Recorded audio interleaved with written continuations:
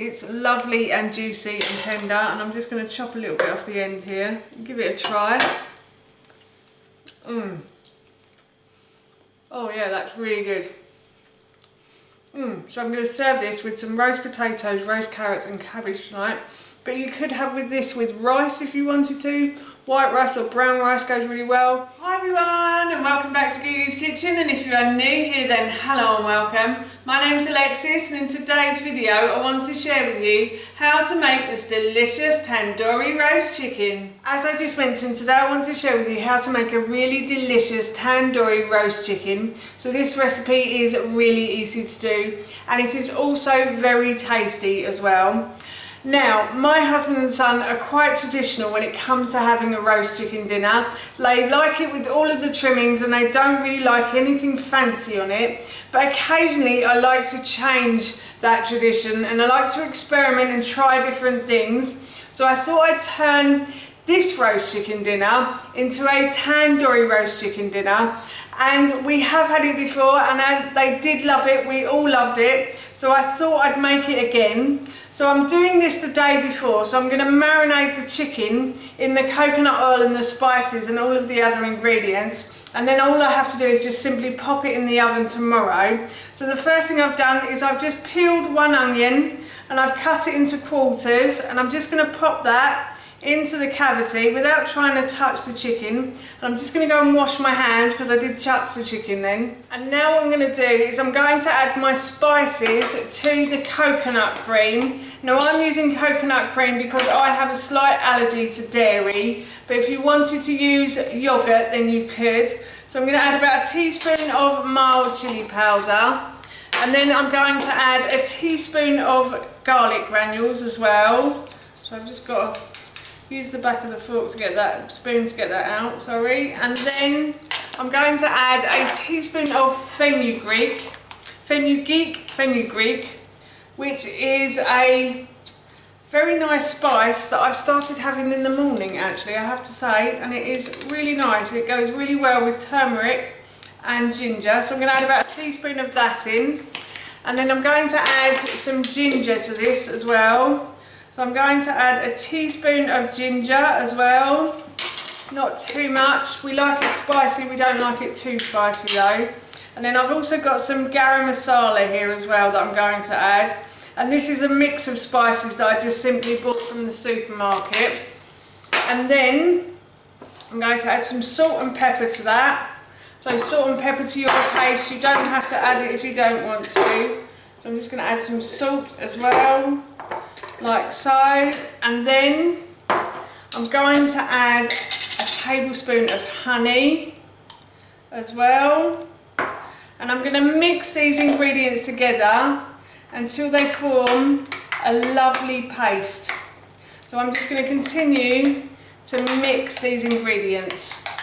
Everything's been well mixed in to the coconut cream, and now what I'm going to do is I'm just going to put my fingers between the skin and the flesh of the chicken. So I'm carefully going to lift the flesh up, and I'm just going to rub my fingers down the back of the chicken like so. And what I'm going to do is I'm going to put some of the sauce inside the chicken so it helps to marinate the meat overnight while it's in the fridge. So you don't have to make this the night before. You could make this in the morning and just store it in the fridge. As long as it goes in the fridge for a couple of hours with the marinade on, then it will be fine. So I've done as much as I can. I've managed to get my fingers right down the back of the chicken there. And now I'm going to add the sauce to the chicken. So I'm just going to try and spread this all over the back of the chicken and around the sides as well, and I will spread it over the skin as well. I know some people love the skin and some people don't. I like it occasionally, but I don't like too much of it, I have to say, but I do like a little bit of it, and my son actually really enjoys it. My husband isn't the same though. Sadly, he's not a skin kind of guy for chicken, he just likes the chicken.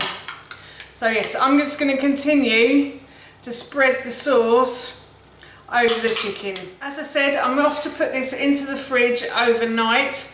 And before I do, I'm just going to put a colander over the top of the chicken to make sure nothing else touches it. So I'm going to leave this to sit in the fridge overnight. The chicken has been marinating in the fridge overnight, and I have just preheated my oven to 200 degrees. And while the oven was preheating, I put this Pampered Chef stone into the oven. Now if you haven't got a stone dish, don't worry about it, you don't really need one. But if you have got a dish with a lid, that would be brilliant. The lid will help to keep the skin nice and not burn while it's in the oven. If you don't have a lid, then you could use tinfoil, but I'm not a big fan of tinfoil, I have to say. So if you can buy a dish with a lid, then that's brilliant. And as I said, it will help with keeping the skin nice and soft and hopefully not letting it burn, basically. It's because it's got so much marinade on the top, I use the lid to stop the top from burning. So now what I'm going to do is I'm just going to place the chicken into the dish, and I'm going to go and wash my hands because I've just got some of the marinade on that. I'm going to pop the lid on now, and I'm going to pop this into the oven for about an hour. After an hour I'm going to take the lid off and see how the chicken looks. If it doesn't look too burnt on top, I will take the lid off, but I might leave the lid on because in this dish the chicken tends to cook quite well all over. So as I said, I'm going to put this into the oven for about an hour, and then I'll come back and I will check on it. The chicken has been in the oven for a good hour, so I'm just going to check it. Oh, that looks really nice. I think I'm going to take the lid off now, the lid of the pot, and I'm going to leave that to brown in the oven. So I'm going to turn the heat down slightly. So I'll turn it down to about 180, and I'm going to give that another 20 minutes, I think. The chicken is done. The skin is lovely and crispy on the outside, and I've put a skewer in and the juices are running clear from the chicken.